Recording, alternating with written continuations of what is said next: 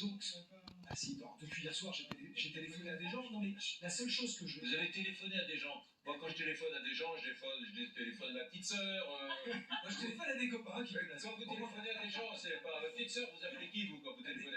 Là, dans le cas particulier, des gens des gens qui savent quel type... Enfin, en tout cas, sur l'hypothèse, qui était l'hypothèse de départ, dont je n'ai pas travaillé du tout, sur cette hypothèse intéressante, mais que je ne connais pas, du cyber. Vous avez travaillé sur quelle hypothèse? C'était l'hypothèse, est-ce que ça serait une charge sous-marine? Des plongeurs sous-marines. Donc, plongeurs ou donc, moi, j'ai demandé, en mode d'action, est-ce que c'est faisable et comment c'est faisable?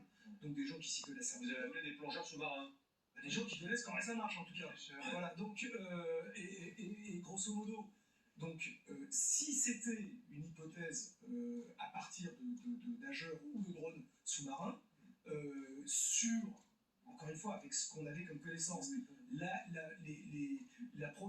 zone de ce qu'on appelle les 100 mètres par 20 mètres en termes de plongée, la réponse qui m'est faite, c'est si c'est ce mode d'action qui a été retenu, c'est un mode d'action complexe, parce qu'on est sur des profondeurs où il faut plonger avec de l'héliox, du trimix, enfin des espèces de mélanges gazeux qui sont un peu compliqués pour atteindre la pression partielle qui permet de descendre à 100 cm, que donc ça demande d'avoir des sous-marins qui permettent d'avoir sur eux ce qu'on appelle des propulseurs sous-marins, des PSM, ou des mini-sous-marins, donc d'avoir ce qu'on appelle des valises sèches qui sont des capacités de rentrer et de sortir, et que tout ça c'est assez compliqué, donc c'est pas un sport de masse, il y a peu de gens qui sont capables de le faire. Il y a grosso modo quelques pays avancés qui ont les capacités techniques de le faire, et que la grosse difficulté, surtout